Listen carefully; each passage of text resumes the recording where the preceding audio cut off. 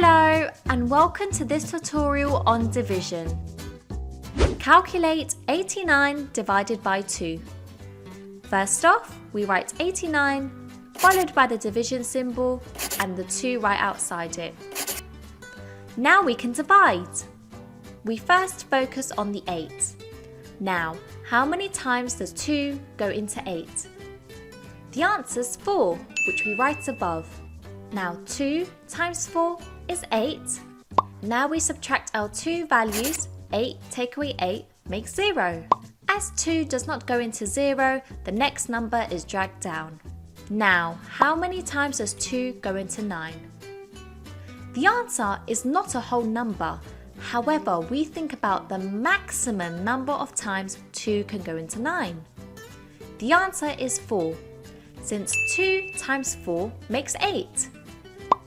We can't use 5 since 2 times 5 makes 10, and that's bigger than 9. Now we subtract our two values. 9 take away 8 makes 1. Now, since 2 does not go into 1, and we have no other numbers to drag down to make the number larger, we add a decimal point. This decimal point allows us to add a 0 at the end of our working number. So the 1 becomes a 10. Now, how many times does 2 go into 10? The answer is 5. 2 times 5 makes 10, and we subtract our two values. 10 take away 10 makes 0. We have reached 0 at the bottom and there are no numbers to drag down.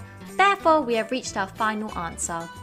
89 divided by 2 makes 44.5. To watch the full video and to have a go at our 11 plus practice quizzes, go to ariatuition.com. That wraps up this tutorial. Thanks for watching. See you again soon.